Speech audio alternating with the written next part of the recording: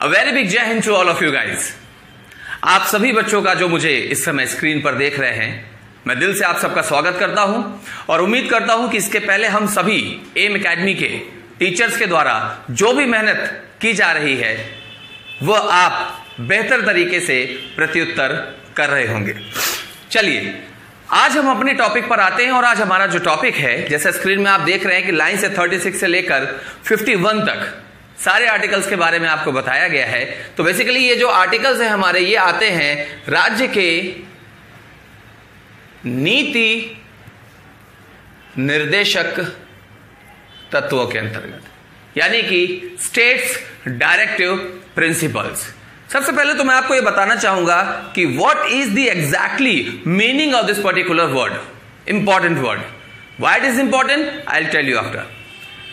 किसी भी राज्य की एक रिस्पॉन्सिबिलिटी होती है कि हमारे यहां रहने वाले जो भी नागरिक है, राज्य के नागरिक, उनकी देखरेख हम अच्छे से करेंगे।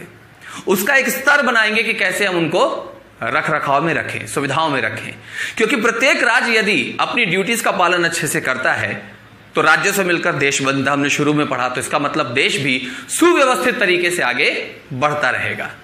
तो जो डायरेक्टिव प्रिंसिपल्स होते हैं बेसिकली कॉन्स्टिट्यूशन के द्वारा, आई एम रिपीटिंग, कॉन्स्टिट्यूशन के द्वारा या कॉन्स्टिट्यूशन की तरफ से राज्य और उसकी सरकार के ऊपर आरोपित होते हैं कि आपको यह करना ही है मिनिमम लेवल पर।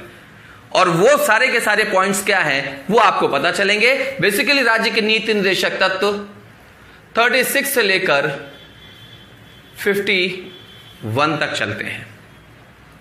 Got it? चलिए तो एक एक करके हम सबसे पहले इन्हें रीड कर लेते हैं, इसके बाद हम आएंगे कि कैसे हमें लॉजिकली याद करेंगे और समझेंगे कि ये क्या होता है। 36 में डेफिनेशन दी हुई है डायरेक्टिव प्रिंसिपल्स की।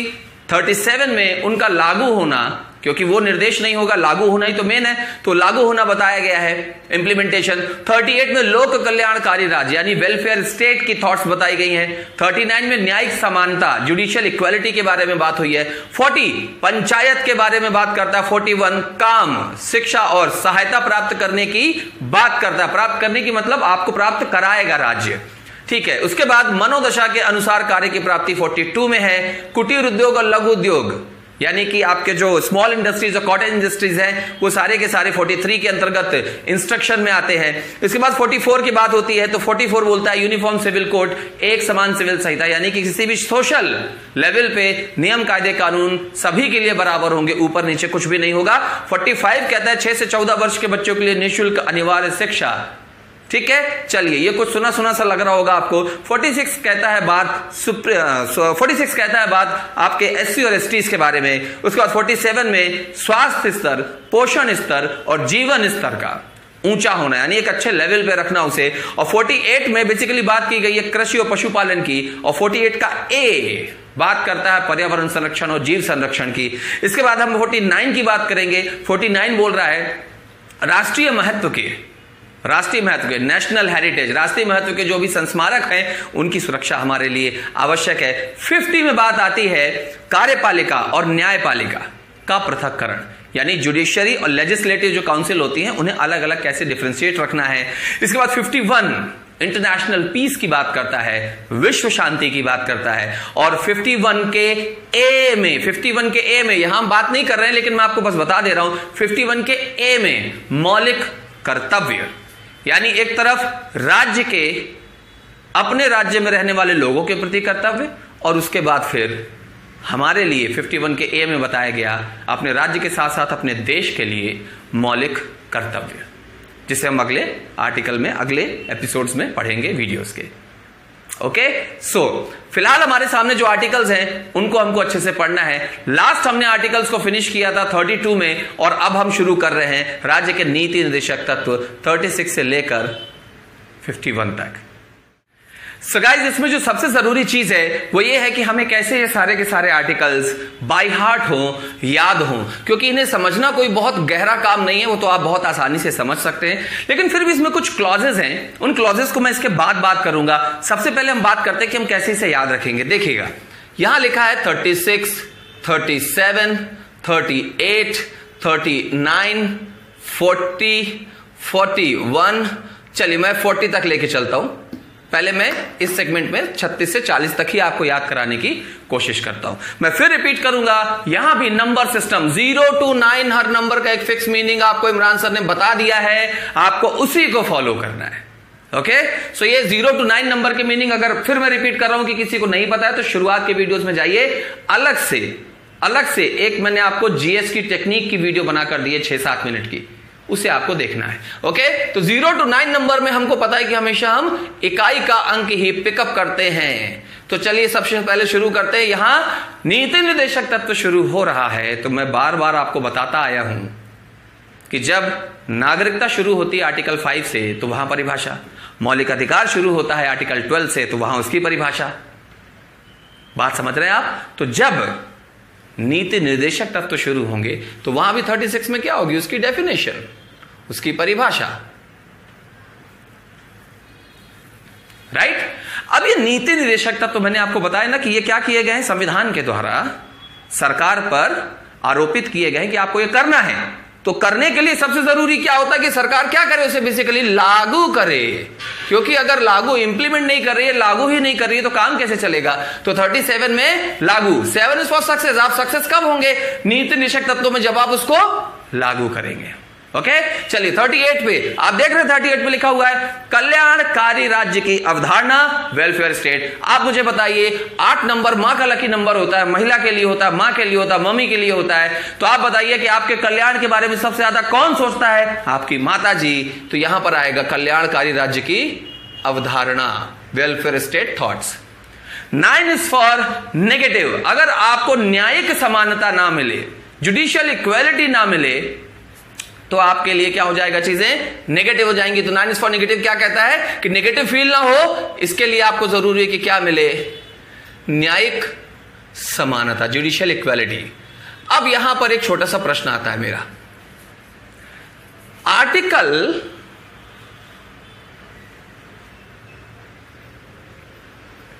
14 में क्या पढ़ा था आपने? यहां पर हमने पढ़ा था, रिकॉल करिए, इक्वलिटी बिफोर लॉ।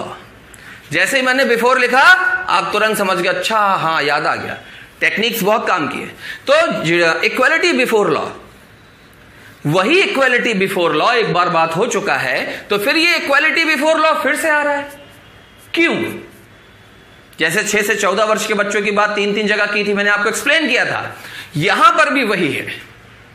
न्यायालय में आपके लिए कहा गया कि आपका मौलिक अधिकार है जुडिशियल इक्वालिटी लेना, ये आपका मौलिक अधिकार है। लेकिन अगर राज्य को निर्देश नहीं दिए जाएंगे मौलिक अधिकार देने के, तो जरूरी नहीं कि वो आपको मिल ही जाए। इसलिए उस राज्य में, जिस राज्य में आप रहते हो, उस राज्य को इंस्ट्रक्शन दिए गए आर्टिकल 39 के अंतर्गत कि भाई साहब इन्हें न्यायिक समानता देना आपका कर्तव्य है, क्योंकि वह उसका मौलिक अधिकार है। तो एक जगह आपका मौलिक अधिकार है और एक जगह वह राज्य का नीति निर्देशक तत्व है। उम्मीद करता हूं आप समझ रहे होंगे। आप महसूस करिए उस चीज को कि आपका status level, mental intellectual level किस तरीके से धीरे धीरे बढ़ रहा है। आपकी जानकारी जब 13 तारीख से हमने वीडियोस देना शुरू किया था, उसके पहले कैसी थी और उसके बाद कैसी है, इस चीज को भूलिए मत, साथ में लेकर चलिए। चलिए आते हैं 40 में। 0 मतलब पैसा, और दुनिया में सबसे बड़ी पंचायत क्या है? पैसे की। आए दिन आप अखबार में सुनते हैं कि बाप ने बेटे को मार दिया, बेटे ने बाप को मार दिया, चाचा ने भतीजे को मार दिया, भतीजे ने मामा के लड़के को मार दिया। क्या चल रहा है ये सब? इंसान दुश्मन बना हुआ है एक दूसरे का, ये पंचायत पैसे की है। याद रखिए, दूसरा भी एक तरीका है, पंचायत बातचीत की एक ऐसी श्रृंखला है जिसका असर 0 होता है और उसमें 4 अक्षर होते हैं। 4 अक्षर का एक ऐसा नाम जिसमें रिजल्ट 0 हो, वो पंचायत है। लेकिन याद रखिएगा, पंचायत के बारे में आर्टिकल 243 में भी बताया गया है। तो अब फिर वही बात कि जब 40 में बता दिया तो 243 में क्या? बहुत सिंपल है, यहां राज्य को पंचायत लागू करने की नीतियां बनाने के लिए बोला गया, और 243 में उसका वर्णन है कि पंचायत कैसे काम करेगी। एक होता है कि मैंने बोला ये होगा, लेकिन वह कैसे होगा ये उसके बाद बताऊंगा। तो यहां मैंने बोला होगा, कैसे होगा वो 243 में। ओके बिल्कुल कंफ्यूज नहीं होइए, अच्छे से नोट्स बनाइएगा, आराम से सुनते चलिए चीजों को। मैं हमेशा कहता हूं वीडियो स्टडी करने का सबसे अच्छा तरीका है कि पहले एक बार आप पूरा का पूरा वीडियो गौर से सुन लीजिए, उसके बाद दोबारा उसे स्टार्ट करिए और अपने नोट्स बनाइए। कुछ लोग डेटा बचाने के लिए क्या करते हैं, बस सीधे कॉपी पेन उठा के उसे रोक रोक के सुनते हैं। गलत, आप बहुत ही गलत कर रहे हैं, आप अपने पैसे को वेस्ट कर रहे हैं, इन्वेस्ट करिए। Okay so 40 is about panchayat. कितना सिंपल है, 36 में परिभाषा ही होगा। 7 इज फॉर सक्सेस तब जब वो लागू होगा। 8 मां का लकी नंबर, मां क्या करती है, हमारे कल्याण के लिए सोचती है। 9 इज फॉर नेगेटिव कब, जब हमें न्यायिक समानता ना मिले। और 0 मतलब पैसा, पैसे की पंचायत से बड़ी पंचायत कोई नहीं। बाप बड़ा न भैया, सबसे बड़ा रुपया। चलिए तो हमने आर्टिकल 36 से 40 तक पढ़ लिया। अब बारी है 41 से लेकर आगे के आर्टिकल्स को पढ़ने की। So let's start with the next articles. इनको हम रब करते हैं और आगे की तरफ चलते हैं। जब तक मैं इसे मिटा रहा हूं आप एक रिवीजन मार लीजिए, स्क्रीन में दिख रहा है आपको आर्टिकल्स, उनका रिवीजन करिए जल्दी से। Article 41, article 42, article 43, article 44, article 45, article 46। मैं यहीं तक लेके चलता हूं। ओके आप स्क्रीन में देख सकते हो, साफ साफ बता रहे कि आर्टिकल 41 क्या कहता है, काम, शिक्षा और लोक सहायता की प्राप्ति हो। राइट काम, वर्क आपका, शिक्षा एजुकेशन, और लोक सहायता मतलब जो आपको सिविल हेल्प मिलती है गवर्नमेंट की तरफ से। 42 क्या बोलता है, 42 कहता है मनोदशा के अनुसार कार्य की प्राप्ति, यानी कि जैसा आपका मन है, आप चाहते हो कि मैं यह काम करूं, उसके अवसर उपलब्ध हों। ऐसा नहीं है कि आप कुछ भी चाहोगे तो और आप करने लगोगे, नहीं बोले कल से मैं इस शहर का SDM बनना चाहता हूं, ऐसे नहीं चलता। मिनिमम रिक्वायरमेंट्स आपके लाइफ स्पेंडिंग की क्या है, उनको पूरा करने, आपके अंदर स्किल्स भी होने चाहिए। 43 बोलता है कुटीर और लघु उद्योग के बारे में। 44 बोलता है क्या, एक समान सिविल संहिता। 45 में बात होती है किस चीज की, 6 से 14 वर्ष के बच्चों की। और 46 क्या बोलता है, SC/ST के बारे में। ओके चलिए अब इसको हम कनेक्ट करते हैं अपने वही नंबर सिस्टम से। 1 इज अबाउट यूनिक। यूनिक बात समझ में आ रही, हर एक इंसान का अपने समाज में एक यूनिक स्टेटस होता है अपने लेवल पर। तो इसमें यहां बेसिकली क्या बताया गया, काम, शिक्षा और लोक सहायता। तब ये यूनिक कैसे होगा समझिएगा।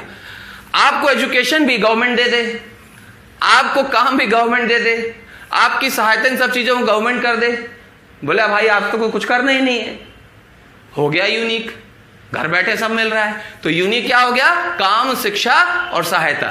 कुछ बच्चे आप में से ऐसा सोच सकते हैं कि अगर ऐसा है तो हमारे यहां इतने बेरोजगार क्यों पड़े हुए हैं। उसके 2 महत्वपूर्ण कारण हैं। पहला कारण तो ये कि उनको ये पता ही नहीं है, क्योंकि गवर्नमेंट आपके घर तो आएगी नहीं, उनको ये पता ही नहीं है। और दूसरा, आपके समझने में गलती हो रही है। यहां काम का मतलब डिग्रियों से नहीं है, डिग्री आपको लेनी पड़ेगी। डिग्री के बाद अगर आप डॉक्टर की डिग्री लेते हैं तो गवर्नमेंट में डॉक्टरों की उपलब्धता, उस पद की उपलब्धता कराना ये गवर्नमेंट का काम है। आपको उस पद में बैठाना गवर्नमेंट का काम नहीं है। समझ का फर्क आता है। तो यूनिक क्या है, आपको काम भी सरकार दे दे, शिक्षा भी सरकार दिला दे और सहायता भी कर दे, यूनिक हो गया भाई साहब। ओके चलिए 2 नंबर के लिए मैंने बोला 2 नंबर के काम, नेगेटिव काम। वो लोग अपने काम नेगेटिव करते हैं, 2 नंबर के काम वो क्यों करते हैं, क्योंकि उनकी मनोदशा वैसी होती है, मेंटालिटी। याद करने के लिए मैं आपको बता रहा हूं कि उनकी मनोदशा ही वैसी होती है, तो वो गलत नहीं लगता। और वो क्या करते हैं, 42 के अंदर मनोदशा के अनुसार कार्य की प्राप्ति कर लेते हैं। अब इसका एक्चुअल मीनिंग समझिए, याद करना था वो तो करा। मनोदशा के अनुसार कार्य की प्राप्ति यानी कि मैं जो काम करना चाहता हूं, जैसा मैंने बताया ऊपर कि यहां वो काम दे रहे हैं ना, वो यही बता रहा है कि अगर मैंने डॉक्टर की डिग्री ली है तो क्या मेरे लिए मेरे राज्य में डॉक्टर के पद खाली हैं, खाली होंगे तो मैं वहां जाऊंगा। मैंने इंजीनियर की डिग्री ली है तो क्या गवर्नमेंट की तरफ से इंजीनियर्स के लिए क्या वो फैसिलिटीज निकाली जा रही हैं। तो ये होता है मनोदशा के अनुसार कार्य की प्राप्ति। ठीक है, याद रखिएगा इसी के अंतर्गत मनरेगा भी आता है, मिनिमम एवरेज में। तो कभी पूछा जाए कि मनरेगा किस आर्टिकल को फॉलो करता है तो आप 42 बोल सकते हैं, इस बात का ध्यान रखिएगा। 43 3 अक्षर का एक नाम, कुटीर। कुटीर जिसे इंग्लिश में क्या बोलते हैं, कॉटेज। देखिए 3 अक्षर का नाम हो गया ना, 3 अक्षर का नाम कुटीर उद्योग या कॉटेज। और कुटीर आ रहा है तो लघु यानी कि स्मॉल इंडस्ट्री तो साथ में आना ही है। तो 43 बात करता है कुटीर और लघु उद्योगों के बारे में, राज्य को इस पर भी ध्यान देना है। इसके बाद 4 पे आते हैं, एक समान सिविल संहिता, एक समान यूनिफॉर्म सिविल कोड। कहने का मतलब अगर समाज में एक रूल है कि आपको लेफ्ट साइड से चलना है, तो फिर आप मंत्री मिनिस्टर के बेटे हो या फिर आप किसी के भी बेटे हो, कितने भी बड़े पद में हो, चलेंगे लेफ्ट से ही आप। रेड सबके लिए होती है, रेड बत्ती सबको रुकना है। अब आपके मन में आएगा कि मंत्री मिनिस्टर जाते हैं, वो मंत्री मिनिस्टर पर्सनल काम से नहीं जाते हैं। आप वो क्या हो रहा है वो मत सोचिए, आप इसके बारे में सोचिए कि रूल क्या कहता है। मंत्री मिनिस्टर कोई भी है वो जनता के हित के कार्यों के लिए जा रहे हैं ऐसा ही माना जाएगा, इसलिए उन्हें थ्रू जाने दिया जाता है और उस समय वो बत्तियां बंद कर दी जाती हैं, चालू नहीं रहती हैं, वो सिग्नल तोड़ा नहीं जाता है। ओके, सो एक समान सिविल तैयार, 4 मतलब चारों तरफ, तो चारों तरफ एक जैसा होना उसी को बोलेंगे एक समान, राइट। चलिए अब यहां पर आता है 45, और 45 क्या बोलता है, 6 से 14 वर्ष के बच्चों के लिए निःशुल्क अनिवार्य शिक्षा। मैं पहले भी बता चुका हूं, 21 का ए, फिर उसके बाद हम आगे पढ़ेंगे 51 के ए की 11वीं ड्यूटी, और यहां 45 भी हमने पढ़ा था। तो 6 से 14 वर्ष के लिए बच्चों के लिए निःशुल्क अनिवार्य शिक्षा। और 46 क्या बोलता है, SC ST के बारे में जानकारी देता है कि किस तरीके से एक स्टेट हमारे SC ST के भाई बहनों के लिए सारी सुविधाओं को मुहैया कराएगा। So this was about the article 21। 1 unique है कि आपको शिक्षा भी दे दे गवर्नमेंट, काम भी दे दे और उस पर सहायता भी कर दे। 2 नंबर के काम इसलिए करते लोग क्योंकि उनकी मनोदशा ऐसी होती है। 3 अक्षर का नाम कुटीर, वहीं पर आएगा। 4 मतलब चारों तरफ एक समान, चारों तरफ एक समान सिविल संहिता। 5 4 5 6 से 14 वर्ष के बच्चों के लिए निःशुल्क अनिवार्य शिक्षा, और 6वें नंबर पे SC ST के बारे में डिटेलिंग। चलिए अब इसके बाद हम बात करते हैं आगे के और आखिरी आर्टिकल्स के पड़ाव की, जो आज के इस एपिसोडिक वीडियो के लास्ट सेगमेंट ऑफ आर्टिकल्स हैं। 46 तक हमने पढ़ा, अब हम पढ़ेंगे 47, 48 बड़े इंटरेस्टिंग है, 49, 50, 51 और 51 का ए, जो मैं आपको बता चुका हूं कि अगले वीडियो में हमको पढ़ना है, राइट। चलिए सबसे पहले 47, तो यहां पर आता है पोषण, स्वास्थ्य और जीवन स्तर का ऊंचा होना, राइट। यानी कि गवर्नमेंट की यह जिम्मेदारी है कि वो इन सब चीजों का ध्यान रखे कि हमारे स्टेट में रहने वाले लोगों का पोषण स्तर, न्यूट्रिशन लेवल, स्वास्थ्य स्तर, हेल्थ लेवल और जीवन स्तर यानी कि स्टेटस, लाइफ लिविंग लेवल कैसा है, इसका ध्यान रखे, वो बेहतर होना चाहिए। 48 बेसिकली बात करता है कृषि और